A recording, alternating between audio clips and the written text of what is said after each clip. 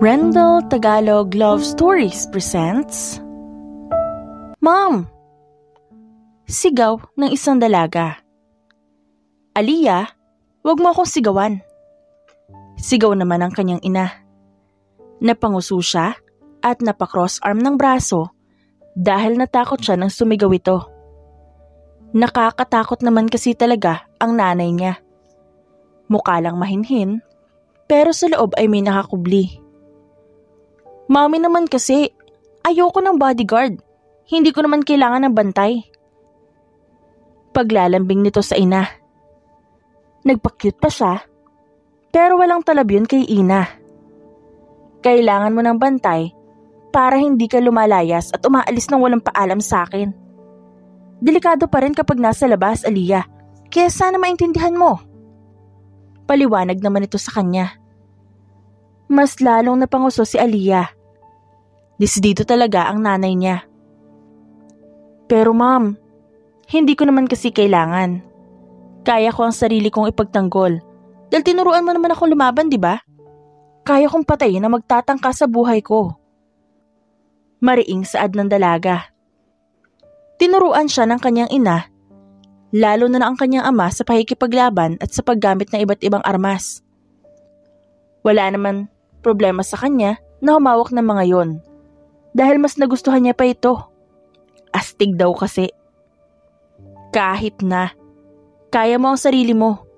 Kailangan mo pa rin ng bantay, Aliyah. Wala ka nang magagawa pa. That's my order. Mariing saad ng ina at saka iniwan siya. Mommy! Reklamo niya. Nagpapapadyak siya sa sahig dahil sa sobrang inis. Ayaw niya talaga ng bodyguard kasi hindi naman siya bata para bantayan ng kahit na sino. Hindi niya maiwasan na mainis sa kanyang ina. Umalis siya ng kanilang mansyon na walang paalam. Wala siyang pakialam kung sermonan siya ng kanyang ina pag-uwi. Ang nais niya ay mawala ang inis na nararamdaman niya. Anong ginagawa ng mahal na prinsesa rito? Nang aasar na tanong ng kanyang kaibigan na si Bea. Sumimangot ang dalaga at padabog na umupo sa sofa. Magkakaroon na ako ng bodyguard. Alam mo naman na ayaw ko sa lahat yun. Hindi naman na ako bata, kaya ba't kailangan pa ng bodyguard? Inis na saad niya. Tumawa si Bea at umupo sa kabilang sofa. Natatawa siya sa kaibigan niyang nag-iisip bata na naman. Parusa mo siguro yan dahil ang hilig mong tumakas sa inyo. Ang tigas din kasi ng ulo mo. Sagot naman ni Bea. Mas nainis ang dalaga dahil sa narinig sa kaibigan. Anong gagawin ko? Ayoko may bantay palagi. Baka isumbong niya ako kay mami sa mga katarantaduhan na ginagawa ko. Himutok niya. Inilapag ng maid ni Bea ang dala nitong merienda para sa mga dalaga. Takasan mo na lang din yung bodyguard mo. Make sure na hindi ka niya mahahanap. Suhestyon ni Bea. Natigilan si Aliyah at napangisi sa narinig. Pwede rin. Mukha naman sigurong matanda na rin ang bodyguard ko. Kaya sure ako na mahirap niya akong habulin kung sakaling mahuli niya akong tumakas. Humalakhak ito. Natutuwa siya sa mga naisip niya. O diba? Pasalamat ka at mas may utak ako sa'yo. Saad ni Bea bago umirap. Eddie, thank you. Sagot naman ni Aliyah. Napailing na lang siya. May pagkaisip bata pa rin kasi ang dalaga. Kung umakto ito ay parang hindi dalaga. Madalas nagpapabebe pa rin. Anyway, nahanap na bang nawawala mong kapatid? Natigilan si Aliyah sa pag-inom ng juice. Hindi pa. Pero patuloy si na mom and dad na mahanap ang kapatid ko. Hindi na nga halos nagpapahinga si daddy eh. Halata na sa kanya ang pagod. Naawa na rin siya sa kanyang ama dahil halata sa mukha nito ang pagod. Hindi kasi ito tumitigil sa paghahanap sa kanyang kapatid na hanggang ngayon ay hindi pa rin nakakabalik sa kanila. Tapos dumadagdag ka pa sa isipin ng iyong ama. Di ka man lang naawa. Iling na saad ni Bea. Napanguso siya sa sinabi nito. Naaawa kaya ako? Naaawa? Diyos ko, isa ka pang isipin ng mom and dad mo. Ngumuso lang si Aliyah sa sinabi ng kaibigan. Totoo naman na naaawa siya sa kanyang ama at ina. Gusto niya lang talagang i-enjoy ang kanyang buhay hanggat wala pa siyang asawa at hindi pa kasal sa kahit na kanino. Tara na lang sa underground. Aya niya sa kaibigan. Nagkatitigan sila at parehas nang umisi dahil sa naiisip. Nang makarating sila sa underground, ay agad silang binati ng mga kasamahan nila roon. Hi Aliyah! Bati ng isang lalaki. Hi! Bati niya pabalik dito. Sumakay na siya sa kanyang big bike, ganon din si Bea. Parehas silang nag-helmet na dalawa bago pinaandar ito. Ipupusta ako ang kondo ko. Saad ni Bea. Napangisi siya dahil sila ang maglalaban sa race. Wala lang, trip lang nilang dalawa. Ipupusta ko ang kotse ko. Sagot naman ni Aliyah. Parehas silang umisi kahit naka-helmet na pareho. Go! Sigaw ng MC sa mic. Agad nilang pinatakbo ang kanilang mga big bike. Sigawan naman ang kanilang narinig para mas lalo silang ganahan ng kaibigan niya. Wala silang pakialam kung sino ang manalo at matalo sa kanilang dalawa kahit na may mga pinusta sila. Ginagawa lang naman nila ito kapag gusto nila o kaya bored. Go Aliyah! Talunin mo si Bea! Bilisan mo Bea! Bea! Ilan na mga yan sa mga naririnig nila sa manonood. Napangisi si Aliyah nang malapit na siya sa finish line. Pero agad na nakahabol si Bea. Bago pa man mauna si Bea, ay umikot siya sa harapan ng dalaga. Muntik na silang dalawa na magkabanggaan kundi lang nakapreno. Inikutan ni Aliyah si Bea para hindi agad makaandar ang dalaga. Napangisi si Aliyah nang makitang huminto na ang kaibigan, kaya agad ulit siyang nag-drive papunta sa finish line. Hindi na humabol si Bea dahil alam niyang talo na siya. Napairap na lang ito at nagtanggal ng helmet. Nang makarating na si Aliyah sa finish line. Wala pa din talaga makakatalo sa'yo. Mahal kita Aliyah! Ang galing mo babe! Napairap si Aliyah dahil sa mga narinig. Hindi na bago sa kanya ang mga narinig niya. Binalikan niya si Bea pagkatapos. Madaya ka talagang babae ka. Asik ng kanyang kaibigan. Tumawa ito. Ganon ang teknik para hindi ka maunahan ng kalaban. Sagot ni Aliyah habang nakangisi. Congratulations! Sarkastikong saad ni Bea at umirap.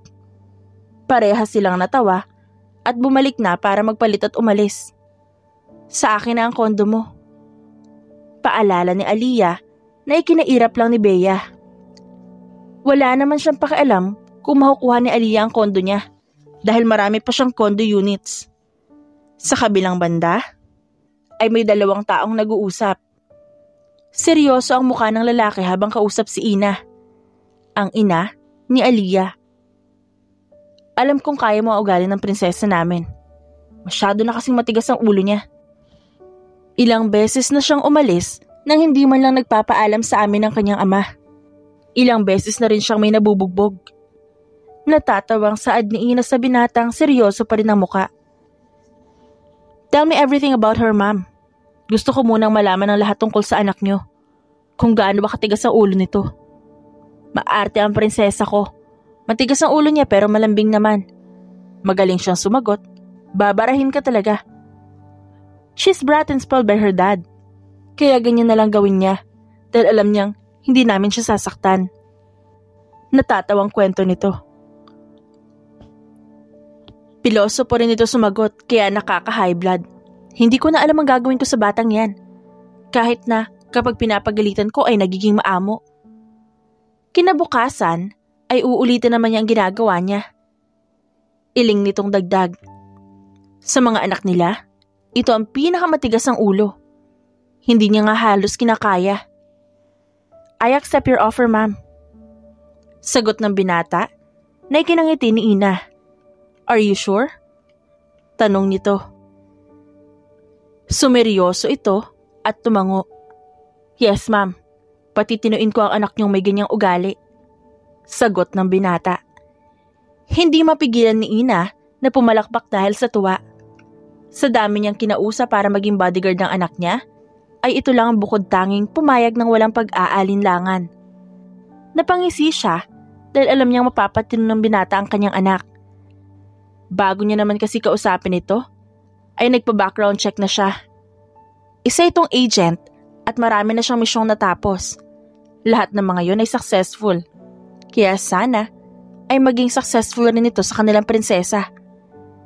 Mapatino sana nito ang babae. Napangisi ang binata habang tinitingnan ang mga larawan ng dalaga. Iba't ibang mga pictures nito. May mga pictures na sumasayaw ang dalaga sa bar. Meron din namang nakasakay ito sa big bike at nakangisi. May mga larawan din ng dalaga na nakaswimsuit. Hindi maiwasan ng binata na magandahan sa dalaga. Lalo na sa kurba ng katawan nito. Halatang makinis ang balat. Shit, gago tol. Sino yan? Gulat na tanong ng kanyang kasamahan sa organization. Another mission. Simpleng sagot ng binata. Nilapitan ng lalaki ang mga larawan at nakadikit sa pader. Ang sexy! Manghang saad ng lalaki. Nagtiim ang bagang ng binata sa sinabi nito. She's mine, Travis. Saad ng binata. Napahalakak naman ang lalaki sa sinabi ng kanyang kaibigan. Sa'yo na, hindi ko naman aagawin. Maganda rin kaya ang crush ko. Sagot nito at tumawa. Sinamaan niya lang ng tingin si Travis. Wala itong pakialam kung maganda ang crush ng lalaki. Mas maganda naman ang dalaga para sa kanya. Anong gagawin mo sa babaeng yan? Anong misyon? Patinuin. Simpleng sagot nito. Wow! Kakaibang misyon. Good luck na lang sa'yo. Pang-aasar nito. Ngumisi lang ang binata at muling tumingin sa larawan ng dalaga. Hindi niya maiwasang mamangha sa ganda nito. Mapapatino kita. Saad niya. Samantala, nagpapapadyak si Aliyah sa sobrang inis dahil talagang tinutuungan ng kanyang ina na magkakaroon siya ng bodyguard. Makikilala niya na ito mamaya. Dad, do something. Ayoko ng bodyguard, Dad. Please. Pagmamakaawa nito sa ama. Sorry, princess. Takot ako sa mami mo. Sagot ng kanyang ama. Inis siyang napadaing at mukhang wala na siyang magagawa kundi tanggapin na may magbabantay na sa kanya at sa bawat kilos niya. Dad. Nanghihinang tawag niya sa ama. Para rin sa ikabubuti mo ito. Tanging sagot ng ama at iniwanan siya. Nagpapadyak siya sa sahig dahil masama ang kanyang loob. Naiinis siya dahil siguradong bantay sarado na siya. Hindi na siya pwedeng tumakas pero gagawin pa rin niya ang lahat para makatakas siya. Gagawin niya ang lahat para matakasan ng bodyguard niya. Good luck na lang sa'yo, girl. Nang aasar na saad ng kaibigan sa kabilang linya. Alam mo, imbes na tulungan mo ako, ganyan ka pa.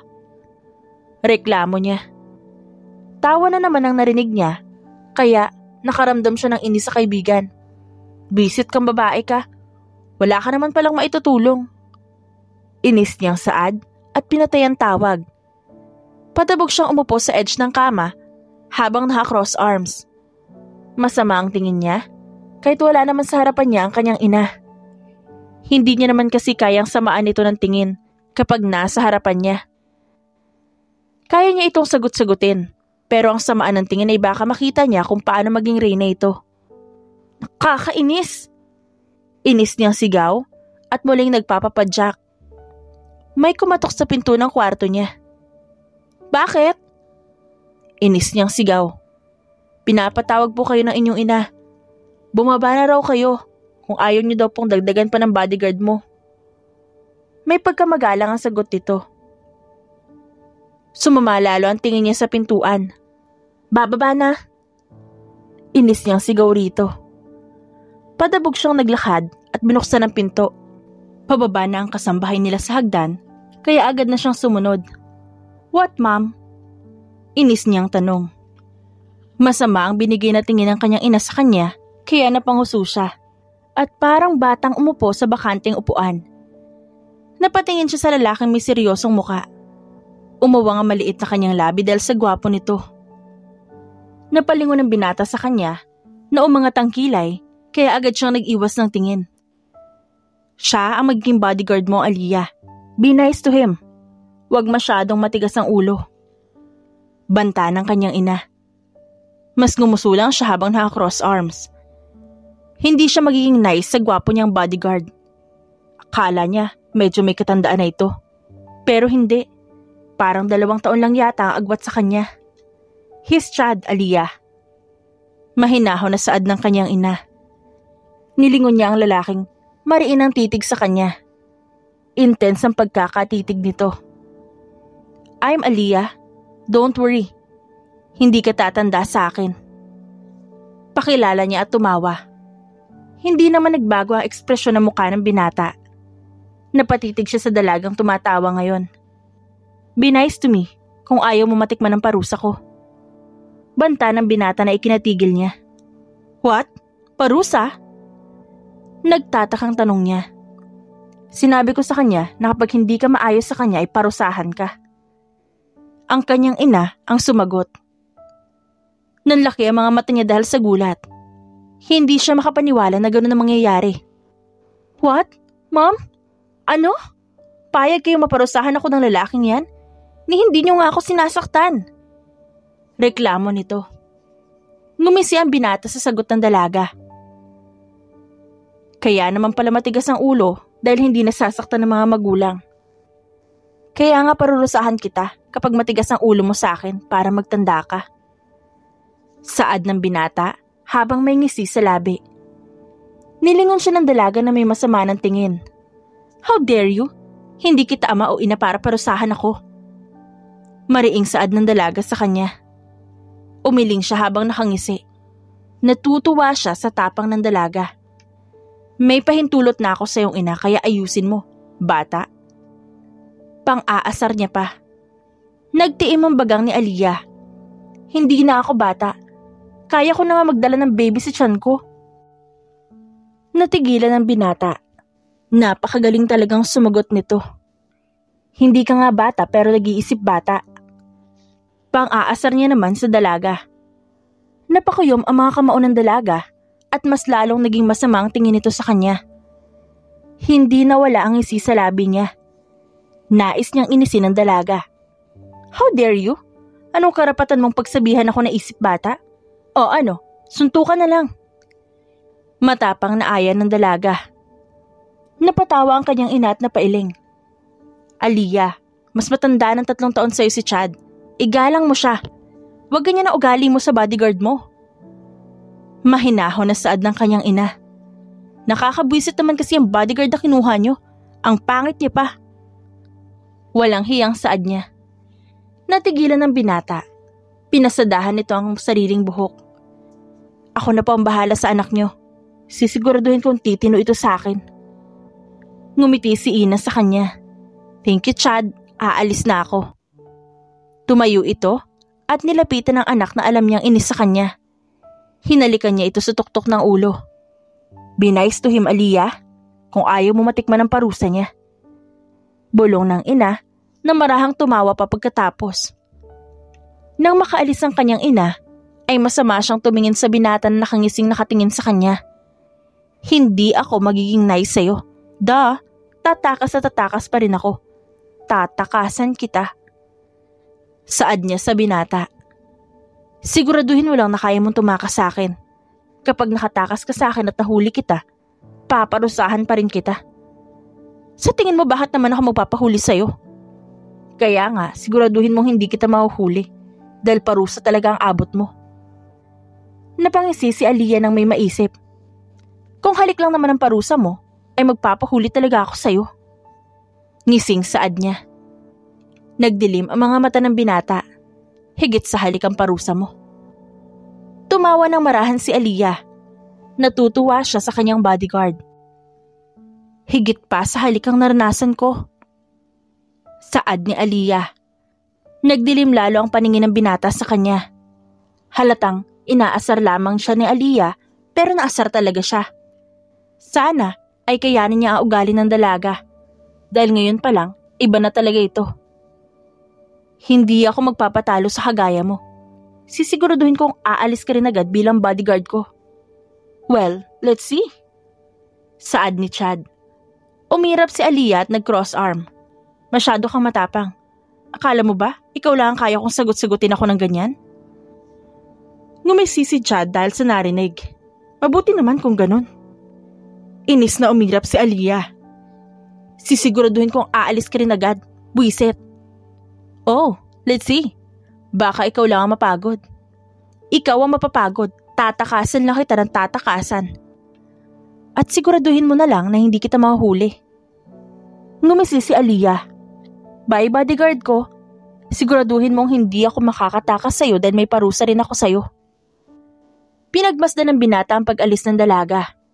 Hindi niya mapigilan na pasadahan ng kanyang mga daliri ang kanyang buhok. Nakakahanga. Napakagaling talaga kung sumagot. Ngising sambit niya. Sa mansyon naman, ay nag-uusap ang mag-asawa dahil sa ginawa ng kanyang asawa. Nais kong matuto ang anak natin, Han. Hindi pwedeng kinakaya-kaya lang tayo ni Aliyah. Saad ni Ina habang nakahiga sa dibdib ng kanyang asawa. Katatapos lang nila magtalik, naka5 round din sila bago napagod. Kahit na may katandaan na sila, ay kaya pa naman nila. Hinaplos ng kanyang asawang si Vince ang hubad niyang likuran. Kakayanin kaya ng lalaki niyo na ugali ng anak natin? Baka siya lang ang sumuko. Saad ni Vince. Napangisi si Ina at hinaplos ang dibdib ng asawa. May tiwala ako kay Chad. Alam kong mapapatino niya ang prinsesa natin. Malambing na sagot nito habang nakapikit ang mga mata. Chad Simsander? Takang tanong ng asawa. Yes, siya ang bodyguard ni Aliyah. Napailing si Vince at hinalikan ang tuktok ng ulo nito. Mukhang mapapatino niya nga ang anak natin. Natatawang saad nito. Nag-angat siya ng tingin sa asawa. Pinagpantay niya ang mukha nila. Hinalikan ni Vince ang labi ni Ina na tinugo naman ito. Hindi lang magtitino ang anak natin. Mahuhulog din siya. Sagot ni Ina sa asawa. Ngumiti ang asawa nito at nanunuyang hinahalikan siya sa labi habang hinahaplos ang kanyang likod pababa ng kanyang bewang. Ramdam nila pareho ang init na mga katawan nila. Ana, mahanap na natin ang isa pa nating prinsesa. Malambing na saad ni Vince sa asawa. Mapait na napangiti si Ina. Sinisisi niya ang sarili niya kung bakit hanggang ngayon ay hindi pa nila mahanap ang kanilang anak. Nailigtas niya ang kanilang anak na lalaki pero ang prinsesa nila ay hindi. Sikretong hanggang ngayon ay tinatago niya sa kanyang asawa. Naglapat muli ang kanilang mga labi at naghalikan hanggang sa mapunta muli sa pagtatalik. Lumipas ang mga linggo. Sunod-sunod na pinatatamaan ng dalaga nang suntok ang kanilang isang tauhan. Lumalaban rin ito sa kanya. Mukhang inis ang prinsesa. Pang-aasar nito sa kanya. Sumama ang kanyang tingin at binigyan ng isang malakas na sapakang lalaki nang umisilang na parang hindi nasaktan. Sanay na siya kay Aliyah. Inis na inis talaga ako, Maki. Nakakainis yung bodyguard ko. Inis niyang saad habang hinihingal. Bakit ka naman inis na inis? Tanong nito habang iniiwasan ang suntok ng dalaga. Hindi ako makatakas sa kanya. Ilang beses ko nang sinusubukan, pero nahuhuli niya lang ako. Inis niyang sagot. Napailing si Maki. Masyado ring mainitin ang ulo ng dalaga at maikli ang pasensya. Ginagawa niya lang ang trabaho niya na bantayan kayo mahal na prinsesa. Kaya sana maintindihan niyo. Paliwanag sa kanya ni Maki. Hinihingal siyang napasalampak sa sahig.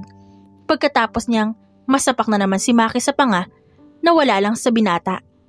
Basta, naiinis ako sa kanya. Hindi ko na tuloy alam kung paano ako makakatakas. Ngumisi si Maki at tinignan ng dalaga. Why did you not seduce him para makatakas ka sa kanya? Kapag naakit siya sa'yo, ay posible ka makatakas sa kanya. Suhestyon nito. Natigilan si Aliyah at napatingin kay Maki. Ngumisi ito at natuwa. May utak ka rin pala gaya ni Bea.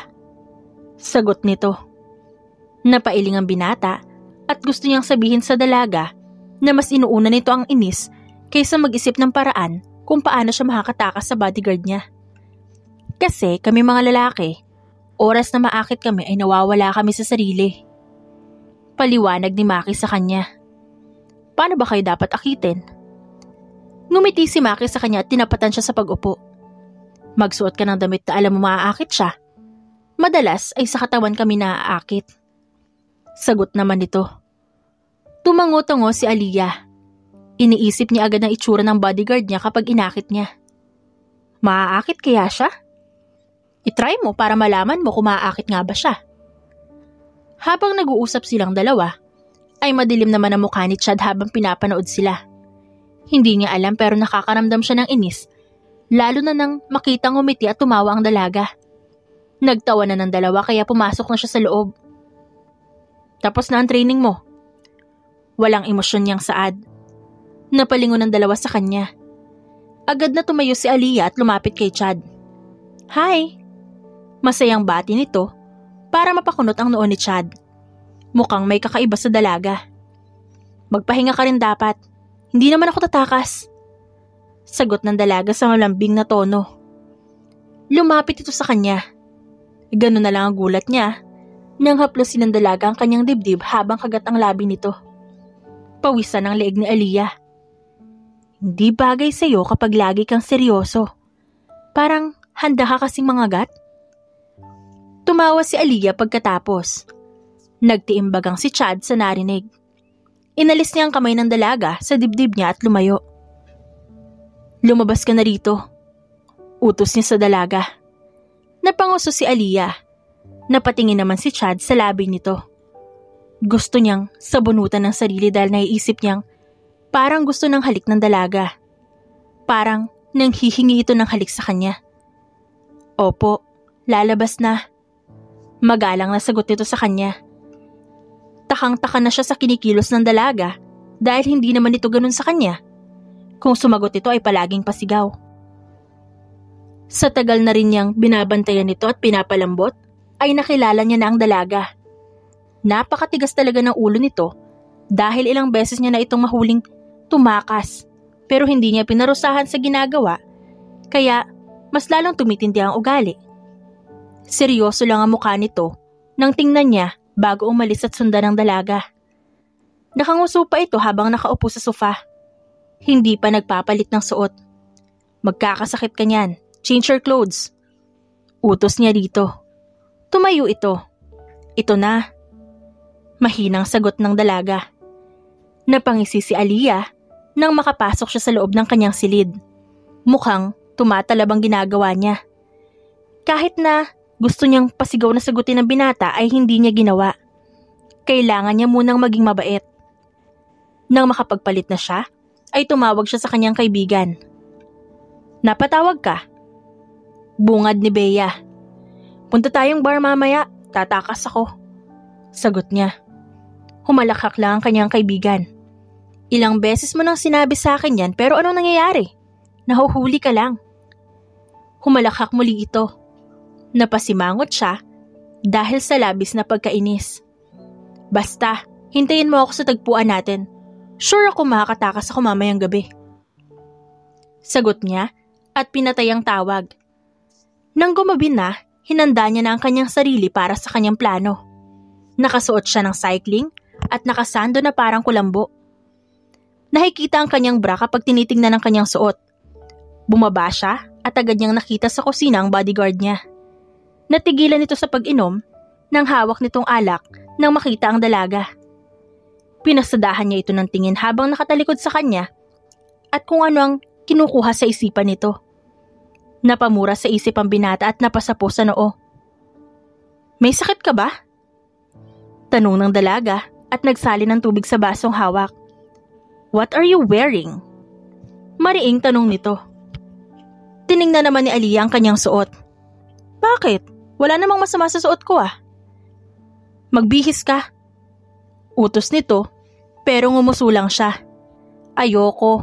Mas komportable ako kapag ganito ang suot ko sa gabi. The hell? Bulong ng binata at pilit na iniiwas ang tingin sa katawan ng dalaga. Napangisi ng palihim si Aliyah dahil mukhang gumagana ang ginagawa niya. Ay! Gulat niyang sambit nang sinadya niyang mabuhusan ng tubig ang kanyang sarili. What's wrong? Nag-aalalang tanong ng binata na agad na lumapit sa kanya. Wala, nabasa lang ako. Malambing na sagot niya. Muling napamura ang binata dahil kita niya na ngayon ang katawan ng dalaga. Hindi niya maiwasan na tingnan ang cleavage nito, nakitang-kita dahil bahagyang nakayuko ang dalaga at pinupunasan ang kanyang sarili. Bakit? Maang na tanong ng dalaga nang makitang nakatitig sa kanyang bodyguard. Ayos ka lang? Nagkukunwaring nag-aalalang tanong ni Aliyah at hinawakan ng binata. Para namang napaso ang binata nang hawakan siya ng dalaga. Lumayo ka, Aliyah. Bantaan nito. Hindi niya sinunod ito. Nagkatitigan ng dalawa at sa isipan ng binata ay paulit-ulit siyang nagmura. Anong gagawin mo? Kinakabahan na tanong ng dalaga. Naging madilim ang tingin nito sa kanya. Mabilis siyang binuhat ng binata at pinaupo sa lamesa. Pinagparte rin nito ang kanyang binti para mapalunok siya. Hindi siya pwedeng bumigay sa plano niya. Chad! Bulong ng dalaga. Napansin niya na mariin ang titig ng binata sa kanyang labi, kaya siya na ang humila kay Chad at hinalikan ang labi nito, na agad tinugon ng binata. Naging malalim ang halikan nilang dalawa. Hinaplos rin ni Aliyah ang bandang dibdib nito para masapo ang binata. Humawak si Chad sa bewang niya at diniin ang halikan nilang dalawa. Pareha silang nalalasing sa halik ng isa't isa. Hindi nila parehas itatanggi na nagugustuhan nila ang halik na yon. At bago pa lumalim ng sobra ang halikan nila, ay kinuha na ni Aliyah ang nasa gilid niya. Palihim niyang tinurok sa lalaki ito. Napadaing ang binata at napalayo sa kanya. Sorry, bodyguard ko. Saad niya rito. Aliyah! Galit nitong sigaw, pero nakatakbo na siya papalayo. Makakatulog lang naman ito ng 1 oras. Salamat talaga kay Maki. Bakit ganyan ang itsura mo? Tanong ni Bea sa kanya habang nanliliit ang mga mata ng kaibigan. Ngumisi siya at kinuha ang coat na pinadala niya. Inakit ko yung bodyguard ko para makatakas ako. And look, it's a success. Masayang sambit niya. Seryoso ka ba? Hindi makapaniwalang tanong ni Bea. Ngumisi si Aliyah. Yes, inakit ko siya. Salamat talaga kay Maki sa idea niya. Bagay kayong dalawa, parehong may utak. Walang hiyang saad niya. Yak, ayoko sa lalaking yun, no? Sagot naman ni Bea at nagkunwari pang nasusuka. Oo na, tara na at kailangan ko pa mag-ayos. 1 oras lang ang tulog niya, no? Nang makapunta sila sa bar, ay agad silang nakisayaw sa mga tao roon habang may hawak na alak. Mabuti na lang talaga at magaling mag-isip si Maki. Saad ni Bea, nakatabi niya lang. Maingay ang musika. Idagdag mo pang sigawan ng mga kasama nila na nagsasayaw ngayon. Inakit ko lang naman siya. Hindi ko akalain na ganun kabilis, na wala agad ang presensya niya. Ngising sagot niya sa kaibigan. Paanong pangaakit ba ang ginawa mo? Di binuhusan ko ang sarili ko ng tubig, yung parang hindi sinasadya. Tapos lumapit siya sa akin, tas nagtanong. Tapos, alam mo ba, mariin ang titig niya sa akin. O tapos, anong sunod na nangyari? Natigilan si Aliyah nang maalala ang halikan na nangyari sa kanilang dalawa. O, bakit hindi ka na makapagsalita? Bakit natigilan ka? Ikwento mo, huwag ka namang pabitin. Sigaw ng kaibigan niya. Namula siya. Mabuti na lang at medyo madilim sa pwesto nilang dalawa. Ayun nga, inupo niya ako bigla sa lamesa. Tapos, nakatitig siya sa labi ko kaya naghalikan kami. Nanlaki ang mga mata ni Bea. Ano? Shh, hindi pa tapos. Pagpapatahimik ni Aliyah. Tapos yun, naghalikan kaming dalawa. Alam mo ba, ang galing niyang humalik. Nakangiting saad nito. Hindi niya malimutan kung paano siya halikan ng binata. Mariin na parang naputol nito ang pasensya niya. Hindi niya itatangging nasarapan siya doon. May nangyari sa inyo? Gulat pa ring tanong ni Bea. Siyempre wala. Bago pa may mangyari, tinuro ko na sa kanya yung pampatulog. Kaya nawalan siya ng malay. At boom, nakatakas ako sa kanya. Humagikgik ito pagkatapos. Grabe ka? Ang usapan, aakitin mo lang, bakit naman may halikan na nangyari? Inunahan ko na kasi. Alam kong balak niya akong halikan kaya inunahan ko na. Basta, success ang nangyari, nakatakas ako. Magawa nga yan minsan. Mahinang saad ni Bea. Bumalik na muli sila sa gitna. Tumatawa silang dalawa habang nagsasayaw. May mga tama na rin ng alak. Napalayo si Bea dahil may isang lalaking humila sa kanya. Matigas ang ulo mo. Bulong ng lalaki sa kanyang tenga. Mariin ito at galit. Humarap siya rito. Hello, sayaw ka rin. Aya niya sa lalaki. Tinaas niya ang kamay niya at gumiling. Pinagmasdan naman siya ng lalaki. Napahinga ito at agad na hinawakan ng kanyang bewang. Ano ba? Huwag mo nga akong hawakan. Saway niya rito at pilit inaalis ang pagkakahawak ng lalaki sa kanya pero mas humigpit lang ito. Kahit nalasing na siya, ay sinamaan niya ng tingin ng lalaki. Hindi niya ito gaanong maaninag ang muka dahil sa nalalabong mga mata. Idagdag pa ang mga ilaw na tumatama sa mga mata niya. Makulit ka talaga. Paparusahan na kita kapag nakauwi tayo. Bulong ng lalaki sa kanya. Hindi ako sasama sa'yo. Tsaka anong parusa ang sinasabi mo? Bodyguard ko lang ang pwedeng magpaparusa sa akin at hindi ikaw. Asik niya rito nang nanggigigil. Napangiti ang binata sa sinabi ng dalaga. Mas sinapit niya ito. Kinagat niya ang tuktok ng tainga ng dalaga. Kaya nga, paparusahan kita pag uwi natin. Bulong nito sa tenga niya. Natigilan si Aliyah nang ma-realize kung sino ang lalaking may hawak sa bewang niya. Chad? Gulat niyang pagtawag. Yes. Bulong nito at hinaplos ang bewang ni Aliyah. Anong ginagawa mo rito? Mahinang tanong ng dalaga. Sinusundo kita dahil parurusahan kita sa ginawa mo sa akin. Malambing na sagot ng binata pero may pagbabanta pa rin sa boses. Natigilan si Aliyah. Nakiliti siya sa paraan ng paghalik ng binata sa kanyang tenga. Wala naman akong kasalanan ah. Tumawa ng marahan si Chad sa tenga niya dahilan para magtaasan ng kanyang balahibo. Pati ang pagtawa nito ay ang sexy. Bitin na bitin ako sa halikan natin, kaya higit pa ang gagawin natin kapag naiuwi kita. Nanlamig ang katawan ni Aliyah sa narinig. Ano bang sinasabi mo? Kinakabahan na saad niya at pilit na tinutulak ang dibdib ni Chad palayo. Bitin ako, Aliyah. Malambing na tinig ni Chad. Hindi niya alam kung paano sila nakaalis na lugar na yon. Ang tanging alam niya lang ay nakikipagpalitan na siya ng halik sa binata. Humigpit ang pagkakasiklop ng mga kamay nila dahil sa napakadiin ng halik na binata. Idiniin na rin siya nito sa malamig na pader. Chad. Nanghihinang bulong niya sa gitna ng halikan nila. Yes, baby? I want you. Pagmamakaawa ng dalaga.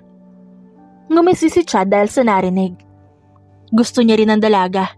Gusto niya rin itong maangkin. You want me? Yes. Matunog na ngumisi si Chad at muling hinalikan ng dalaga. Uminit parehas ang katawan nila. Nagpadala siya sa init ng halik ng binata. At sa nang aakit na paghaplos nito sa iba't ibang parte ng kanyang katawan. Kinabukasan ay nagising si Aliyah. Dahan-dahan niyang iminulat ang mga mata. Napasinghap siya nang maalala ang nangyari kagabi. Akmang tatayo siya nang may isang mabigat na nakadagan sa kanya. Namilog ang kanyang mga mata. Umawang ang bibig. Gusto niyang sumigaw pero hindi niya ginawa. Pinagmasdan niya ang lalaking katabi niya. Mahimbing na natutulog habang nakadagan ang braso sa kanyang tiyan. May nangyari talaga. Gulat na saad niya. Napapikit siya saglit at nagmulat na rin.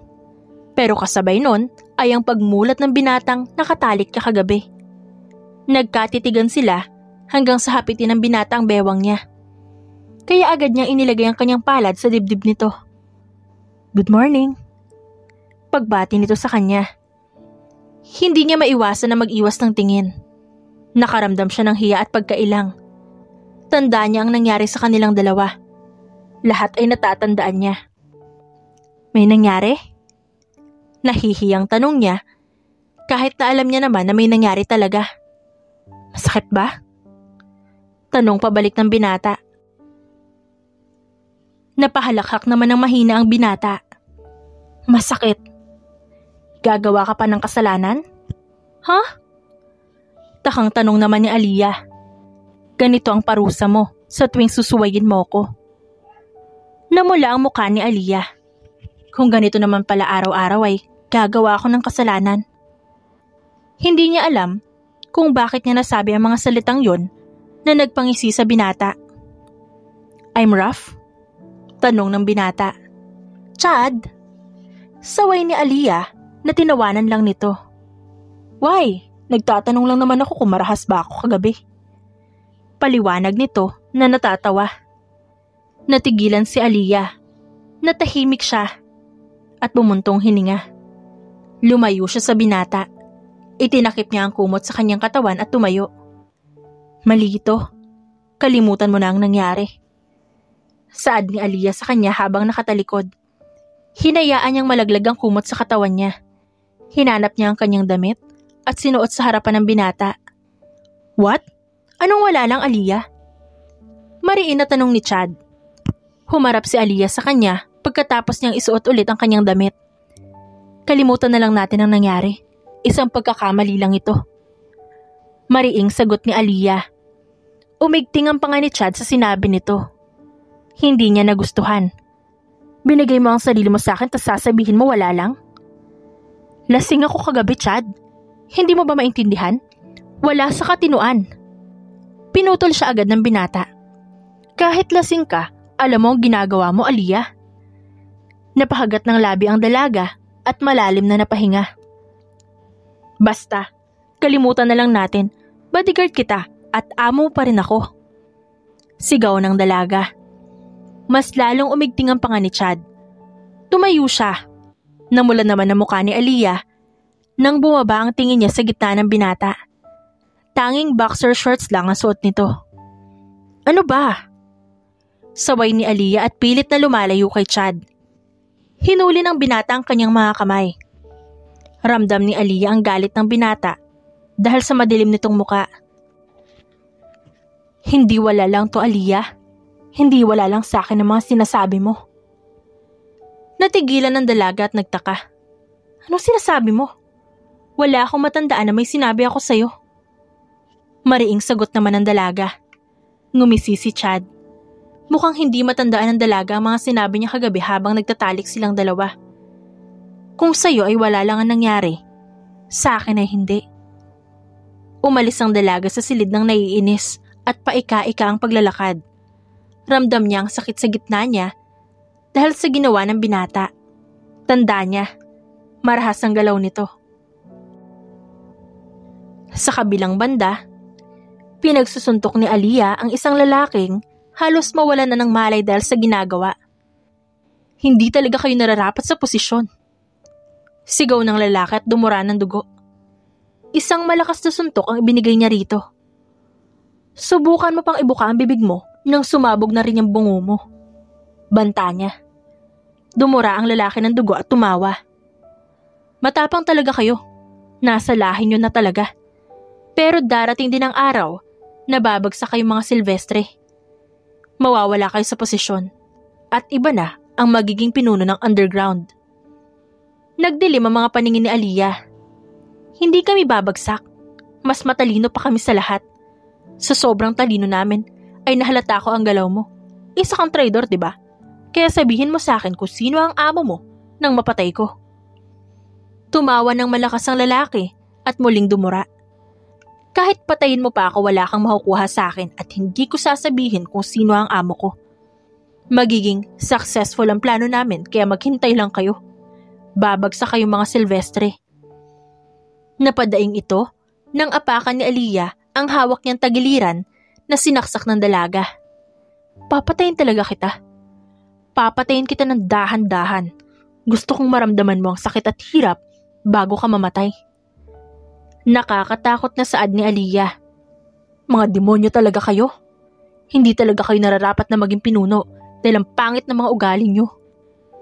Matapang na sambit nito na ikinangisi lang ni Aliyah.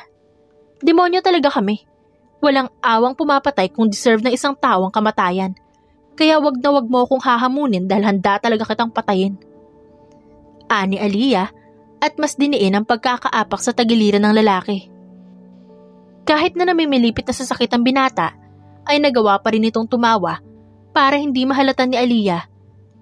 Gusto niyang asarin ito hanggang sa tuluyang bumigay si Aliyah. Wala akong pakialam kung patayin mo ko. Kapag pinatay mo ko, makikita mo kung ano ang ganti nila para sa akin.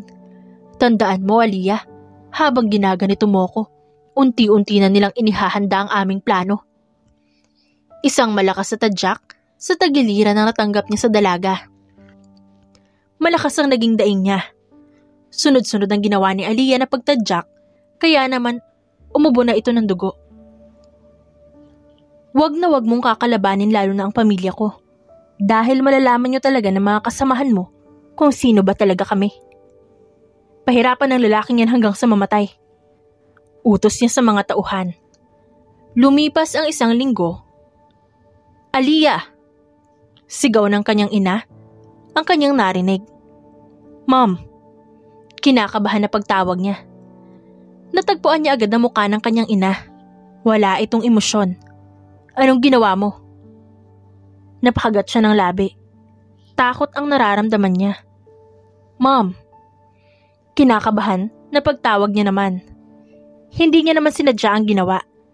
Nagalit lang siya ng husto, kaya napatay niya ang isang opisyal ng underground. Isang kasalanan yun at may parusang kapalit. Pinatay mo ang isang opisyal. Hindi siya basta opisyal lang, Aliyah. Isa siya sa mga seniors. Galit na sigaw ng kanyang ina. I'm sorry, Mom. Naiiyak na paumanhin niya. Leader ng isang organisasyon ang pinatay mo. Ano nangyayari sa'yo, Aliyah? Bakit mo ginawa yun? Hindi mo gagawin yun ng wala lang. Ininsulto niya ako. Sinabi niyang hindi ako nababagay bilang isang Silvestre, na hindi ko kaya maging isang leader ng organization dahil mahina ako. Mahina ang tingin niya sa akin. Hindi ko napigilan ng sarili ko. Pinatay ko siya ng walang awa. Sigaw niya habang umiiyak. Pinrotektahan niya lang din ang kanyang sarili dahil ito ang naghamon sa kanya. Wala siyang pakialam kung isa itong leader ng organization. Kapag ininsulto siya, lalaban siya. Hindi simpleng bagay yun. Because of that, Aliyah? Siya naman ang nauna, Ma'am. Ayaw niyang sabihin ang buong nangyari dahil baka hindi maniwala ang kanyang ina. Kailangan mong harapin ang parusa mo. Nanghina lalo si Aliyah. Kaba at matinding takot ang naramdaman niya. Ma'am, sobra na ang ugali mo, Aliyah. Buhay ang kinuha mo, kaya harapin mo ang parusa mo. Sad nito at tinalikuran siya. Ang tanging nagawa ng dalaga ay umiyak habang may takot at matinding sakit ang nararamdaman sa puso niya. Nag-aaway ang mag-asawa dahil nalaman ni Vince ang nangyari. Hindi kakayanin ng anak natin, ina. Nakaratay pa si Akisha sa kama. Gusto mo bang pati ang isa pa nating prinsesa ay makita mo nakaratay rin sa kama, ha? Paano matututo ang anak natin kung palagi mong kukonsintihin ang maling ginagawa niya? Tanong nito nang walang emosyon. Gusto mo talaga masaktan ng anak natin? Tanong ni Vince. Hindi naman nagbago ang ekspresyon ng mukha ni Ina. Nais niyang matuto ang kanilang prinsesa na may matigas na ulo at pasaway. Kung hindi ito parurusahan, ay maaaring magkaroon ng gulo sa underground. Anong gusto mo? Gulo o ang parusahan si Aliyah? Matapang na tanong niya sa asawa. Napahinga ng malalim si Vince. Sa huli ay ito rin ang natalo. Naaalala nito na baka pwedeng ang magkaroon na naman ng gulo. Matinding parusa ang matatanggap ng anak natin, Han. Nilatigo na ang anak nating si Akisha. Hindi ko kaya na pati si Aliyah ay maranasan na nangyari sa anak natin. Batas ng underground yan. Isa yan sa batas ng lahat, kaya wala kang magagawa kundi ang tanggapin at pakita si Aliyah na nilalatigo sa harap ng lahat. Ayaw niyang makita ang anak nilang nilalatigo dahil hindi niya kaya. Pero dahil yun ang batas, wala siyang magagawa. Kapag lumaban tayo para lang sa anak natin, ay maaaring magkagulo. Lalala lang ang lahat, kaya tanggapin na lang natin, Han. May kasalanan si Aliyah na dapat niyang pagbayaran. Dagdag pa ni Ina. Napahinga si Vince at napapikit. Kung pwede ko lang sanang akuin ang latigo para sa anak natin ay hindi rin pwede. Tanging kasintahan o asawa lang ang pwedeng umako, Han. Hindi ko kayang mapanood ang anak natin na nilalatigo. Lumapit sa kanya ang asawa niya. Hinaplos ni Ina ang mukha ng asawang nakikita sa mukha ang takot. Malalampasan din ng prinsesa natin to. Matututo na rin siya pagkatapos ng parusa sa kanya. Saad ni Ina. Umiling si Vince. Ngumiti siya ng maliit kahit na nanghihina. Hindi nga natin nasaktan ng sino man sa mga anak natin. Pero sasaktan lang siya ng iba. Mapait na napangiti si Ina. Awa ang nararamdaman niya sa kanilang prinsesa. Nalatigo na ang isa nilang anak na si Akisha. At ngayon, ang isa pa nilang anak. Napakasakit sa kanila yon. Tapos mapapanood pa nila ang paglatigo. Dumating ang araw para matanggap ni Aliyah ang kanyang parusa. Mapapanood siya ng mga tao sa buong underground. Lahat ng mga organisasyon doon ay naroon. Maging ang mga seniors at opisyal ay naroon din para saksihan ang paglatigo sa dalaga. Ito ang batas ng lahat. Batas na sinang-ayunan ng iba't ibang organisasyon na hindi pwedeng baliin ng kahit sino. Pinatay ni Aliyah ang isang seniors na pinagbabawal sa lahat. Maaari ka lang pumatay ng seniors kung hindi ka kasali sa kahit anong organisasyon sa underground. Kahit na mataas pa ang posisyon mo at ng pamilya mo, ay hindi ito maging hadlang para sa parusa na dapat sa'yo dahil nakapatay ka. Shh! Tahan na! Pagpapatahan ni Bea sa kaibigan na kanina pa umiiyak. Mamaya na ang paglatigo sa kanya. Bea! Nanghihinang pagtawag ni Aliyah sa kaibigan. Tahan naman na. Uy! Ayoko, Bea. Ayoko talaga. Baka mamatay ako sa paglatigo nila sa akin. Hindi ko kayang iwan ang mga magulang ko. Gusto ko pa silang makasama. Sina ate at kuya. Natatakot siya dahil baka mamatay siya. Hindi niya pa gusto mamatay. Lalo na at nahanap na nila ang kanyang mga kapatid. Bakit naman kasi pinatay mo ang isa sa mga seniors? Hindi na alam ni Bea ang gagawin niya sa kaibigan. Wala siyang magawa upang matulungan ito. Ang batas ay batas, at ang batas ay batas ng lahat. Sabihin mo kina mama at dad na mahal ko sila. Aliyah, huwag ka naman magsabi ng ganyan. Hindi ka mamamatay. Ngumiti ng mapait ang dalaga. Walang kasiguraduhan kung makakaya niya yon. May mga historya na marami ang namatay sa latigo dahil hindi nila kinaya ito. 50-50 ang chance kung mabubuhay ka pa. Sabihin mo rin sa kanila na sorry sa pagiging pasaway ko. Matigas ang ulo ko. Sa pagtakas ko palagi at sa pagsagot-sagot ko sa kanila. Ngayon ay nagsisisi na ako sa lahat ng kasamaan na ginawa ko. Aliyah naman, huwag mo naman sabihin ang bagay na yan. Makakaya mo yun. Makakayanan mo.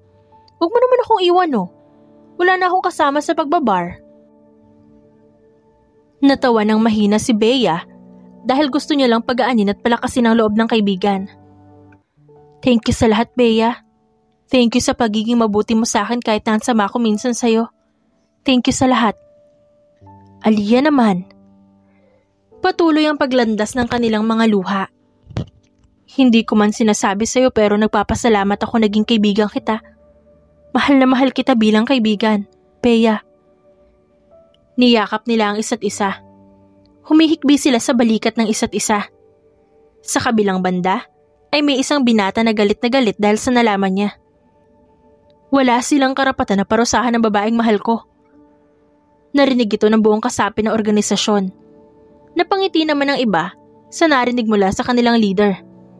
Ang iba naman ay walang reaksyon. Mas marami ang seryosong muka. Mamaya ay magsisimula ng pagpaparusa sa kanya. Saad ng isa sa mga tauhan niya na nagbalita. Nagdilim ang kanyang paningin at kumuyom ang mga kamao. May kasalanan po na ginawa ito eh. Pinatay niya ang isa sa mga seniors at leader ng isang organization kaya siya parurusahan.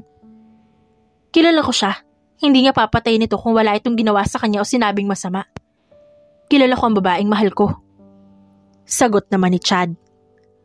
Nagkatinginan ng dalawang tauhan niya. Napailing ang lalaki, ang babae naman ay napangisi. Mukhang in love talaga ang leader nila sa babaeng ito, na si Aliyah. Sa kabilang banda, she's pregnant, leader. Saad ng babae. Napatayo sa gulat si Chad. Ano? Buntis po si Prinsesa Aliyah. Dala-dala niya sa kanyang sinapupunan ang anak niyong dalawa. Baka hindi po kayanin ng katawan niya ang parusa at baka madamay pa ang anak niyo. Sinabi po sa akin ng aking kapatid na si Bea na buntis ang kaibigan niya. Napapikit si Chad. Isa lang ang kailangan niyang gawin para hindi maparusahan ng kanyang minamahal. Aakuin ko ang parusa. Saad ni Chad bigla. Nag-angat ng tingin sa kanya ang lahat. Maging ang babae na nagsasalita kanina ay napatitig sa kanya. Hindi nila pwedeng saktan na mag-ina ko. Napangisi ang babae at napailing. Papatayin ko ang lahat ng taong sasaktan siya. Makikilala nila kung sino ako. Walang emosyon na saad ng kanilang leader at umalis. Mukhang nababaliw na siya sa babaeng yun. Saad ng lalaki. May pasabi pa siya noon na hindi niya magugustuhan si Aliyah dahil masyado raw matigas ang ulo. Tingnan mo naman ngayon, handang akuin ang parusa. Sila ang dalawang pinagkakatiwalaan ni Chad sa lahat ng kanyang mga tauhan. Iba rin talaga magmahal si leader. Natatawang saad ng lalaki. Handang masaktan, wag lang masaktan ng babaeng mahal. Pareha silang napailing at sinundan ng lahat ang kanilang leader. Sa underground ay tahimik ang lahat. Ang kanilang mga paningin ay nakatuon lang sa isang babaeng nasa gitna. Nakaluhod ito habang ang kamao ay kuyom. Bagay lang sa kanya yan. Masyado rin kasi siyang mayabang at matapang, kaya nababagay lang sa kanya yan. Hindi ba naaawa sa kanya ang mga seniors? Babae pa rin siya. Baka hindi kayanin ang katawan niya. Iyan lang ang mga sinasabi ng mga nakatingin kay Aliyah. Pinipigilan ng dalaga ang pagtulo ng kanyang mga luha kahit na gusto na nitong tumulo sa pisngi niya. Mas tumindi ang takot na nararamdaman niya. Siya di ba ang anak ng pinuno ng organization? Oo, siya nga. Wala bang gagawin yung mga magulang niya? Nilabag niya ang batas, kaya wala magagawa mga magulang niya, kahit sila pa ang pinakamataas sa lahat. Tumango ang babae at tumingin sa dalagang nakayuko ang ulo. Nakaramdam siya ng awa rito, dahil hindi niya kailangan maranasan ng parusa. Babae pa rin ito, at hindi gaanong malakas ang katawan kagaya ng mga lalaki. Pumunta sa gitna ang lalaking may malaking katawan. Hawak nito ang latigo. Mas naging tahimik ang paligid. Pinagmamasdan ang susunod na mangyayari. Siya si Aliyah Silvestre, anak ni Narina, Ina Silvestre at Vin Silvestre. Siya ay nilapag ang batas ng lahat. Pinatay niya ang isang senior na leader ng Blue Organization. Dagdag pa nito. Walang kahit na sinong nagsalita. Ngayon ay matutunghayan natin ang paglatigo sa kanya ng 30 beses bilang parusa sa ginawa niyang paglabag sa batas. Nawala ang boses na umaalingaw sa buong underground. Hinanda ng lalaki ang pagkakahawak sa latigo. Nagtago si Ina sa dibdib ng asawa dahil hindi niya kaya mapanood ang anak. Magsisimula na sanang hampasin ng lalaki ang likod ng dalaga nang may isang boses na umalingaw sa buong underground. Subukan mong saktan ang mag-ina ko. Malalaman mo kung sinong kinakalaban mo. Walang emosyon ang boses na ito. Nag-angat ng tingin si Aliyah at hinarap ang lalaki. Nakita niya itong dahan-dahan na naglalakad papunta sa kanya. Itinapon lang nito ang mic na hawak nito. Nabingi ba ako? Totoo ba ang narinig ko? Siya ba ang asawa ni Aliyah? Hala, may relasyon sila? Samot-saring bulungan ang namayanig sa paligid. Si Ina, na nakasubsob sa dibdib ng asawa, ay nag-angat ng tingin sa unahan. Tuluyang naglandas ang mga luha ng dalaga nang lumuhod sa kanyang binata at agad sinapo ang kanyang muka. Anong ginagawa mo dito? Nanginginig na tanong ng dalaga. Hinalikan siya ni Chad sa noo na walang pakialam kung maraming nanonood sa kanila. Hindi ko hahayaang masaktan ng mag-ina ko. Chad, aakuin ko ang parusa nila sa'yo. Buntis ka at pakakasalan mo ko matapos ang paglatigo sa akin. Hindi mo kailangan gawin ito, Chad. Ako ang may kasalanan. Hindi ko hahayaan na masaktan ng babaeng mahal ko. Napaiyak lalo ang dalaga sa narinig. Mahal din kita, Chad. Mahal kita. Sorry kung di ko nasabi agad sa'yo. Hinalikan muli ng binata sa noo ang dalaga. Hayaan mo akong protektahan ka ngayon. Huwag mo akong panonoorin na latiguhin. Saad ni Chad. Pero, I love you, baby. Kailangan mo maging malakas para sa baby natin. Lalabas ako rito ng buhay dahil papakasalan pa kita. Lumapit ang babaeng tauhan ni Chad na nagbalita sa kanya tungkol sa mangyayari kay Aliyah. Sumama ka sa kanya. Huwag mo akong lilingunin. Chad, ayoko. Ayoko masaktan ka. Mas ayokong masaktan ng mag-ina ko. Napahikbi ng malakas si Aliyah. Tinulungan siyang tumayo ni Chad. Halos ayaw na umalis ng dalaga sa pagkakayakap sa binata. Sinapo ng binata ang kanyang muka at siniil siya ng halik sa labi. May mga napasinghap. Ang mga magulang naman ng dalaga at binata ay kapwa nakangiti habang pinapanood silang dalawa.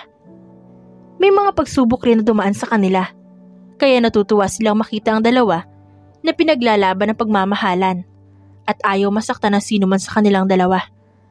Balikan mo ako, ha? Balikan mo kami mag-ina mo. Babalikan ko kayo, palagi. Dahan-dahan itong lumuhod sa harapan ng dalaga. Nagsinghapan halos ang karamihan nang makita kung paano halikan ni Chad ang tiyan ng dalaga. Ang mga seniors na nakaupo ng walang emosyon kanina ay malaki na ngayon ng ngiti at may paghanga sa dalawang taong nasa gitna. Hey baby, wag mong pahirapan ng mommy. Babalik si daddy, okay? Pagkatapos halikan ng binata ng ilang beses ang tiyan niya, ay may kinuha ito sa bulsa. Nilabas niya ang isang maliit na kahon na may singsing. Handa ka bang pakasalan ako, baby? Will you marry me? Pakasalan mo ako, please. Dahan-dahang tumango ang dalaga habang patuloy ang paglandas ng mga luha sa kanyang mga mata. Hinawakan ni Chad ang isang kamay ni Aliyah at pinaghahalikan muna ito bago isuot ang singsing. Napailing ang lalaking tauhan niya. Ang ibang nanonood sa kanila ay umiiyak na. Marami ang nakangiti kagaya ng mga seniors. Ang kaibigan ni Aliyah na si Bea ay umiiyak na. Ang kaibigan naman ni Chad na si Travis ay napapailing na lang. I love you, baby. Babalik ako. Hihintayin niyo ako, ha? Muling naglapat ang labing nila. Ang sweet. Naiiyak na ako. Grabe, ngayon lang ako nakapanood ng ganitong live. Ayoko na. Inggit na ako. Lumingon ang dalaga nang malayo na siya sa binata. Nakaalalay sa kanyang babaeng tauhan ni Chad. I love you. Buka ng bibig ng binata. Huwag kang mag-alala, kapag sinabi niya ay gagawin niya. Saad ng babaeng nakaalalay sa kanya. Saya at pag-aalala ang nararamdaman niya. Nag-aalala siya sa lalaking mahal niya. Handa na ako. Pagkatapos ng latigo mo sa akin ay ako naman. Banta ni Chad sa may lalaking hawak na latigo. Nakaramdam naman ng takot ang lalaki dahil kilala niya ang binatang nasa harapan niya. Hinubad ni Chad ang suot niyang pang-itaas para magsinghapan ng karamihan. Lumuhod ito at hinanda ang sarili. Wala siyang pakialam kung masaktan siya. Ang mahalaga ay hindi masaktan na babaeng mahal niya. Mabuti na lang at hindi siya nahuli ng dating.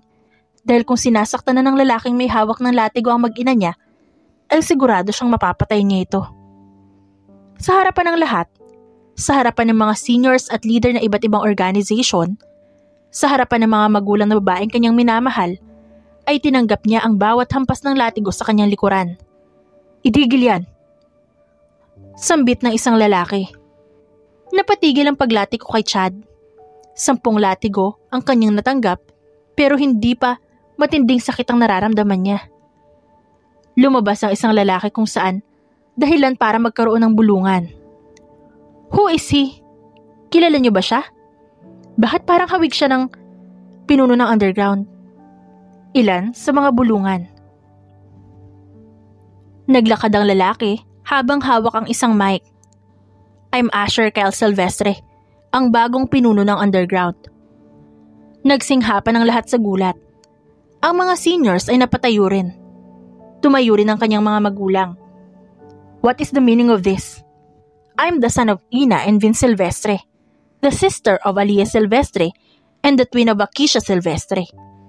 Narito ako ngayon sa inyong harapan upang makilala niyo akong lahat bilang bagong pinuno ng buong underground. Bumaba at naglakad palapit sa kanya ang mga magulang. Naglakad bilang isang hari at reyna. Yumukod ng bahagya sa harapan ng mga seniors. He's our son. Itinago ko siya sa kanyang ama, ang asawa kong si Vince, dahil magulo pa noon ang lahat. Sa pagtatago ko sa kanya, ay tinuro ko sa kanya ang lahat. I'm Vince Silvestre.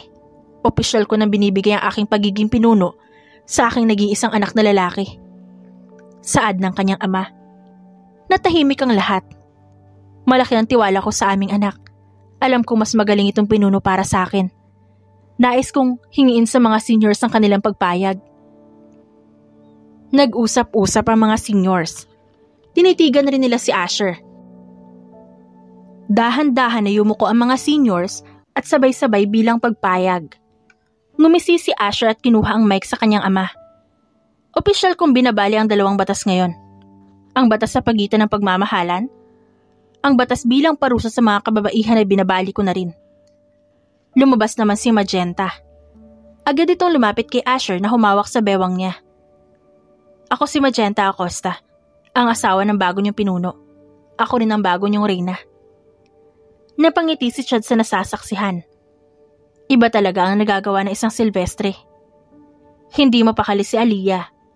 Lakad siya ng lakad, nahihilo na sa kanyang babaeng kasama niya, na matinding nag-aalala rin para kay Chad. Ma'am, nahihilo na ako sa inyo. Magtiwala na lang kayo kay leader. Saad ng babae. Napaupo na lang siya. Kinagat niya ang kanyang labi at huminga ng malalim. Hindi talaga ako mapakali. Baka kung ano na nangyari sa kanya. Magtiwala ka lang sa kanya, ma'am. May isang salita si leader. Habang nag-uusap silang dalawa, ay hindi nila namalayan na nandyan na pala ang lalaking pinag-uusapan nila. Baby. Natigilan si Aliyah. Hindi niya alam kung tama ba ang narinig niya o guni-guni niya lang. Baby ko. Dahan-dahan siyang lumingon sa kanyang likuran. Ang lalaking kanilang pinag-uusapan ay nakatayo roon. Maayos ang suot at may hawak na bouquet of flowers. Napaiyak siya. Agad na lumapit sa kanya si Chad. Lumayo naman ang babae na may ngiti sa labi. Bakit ka umiiyak? Malambing na tanong nito.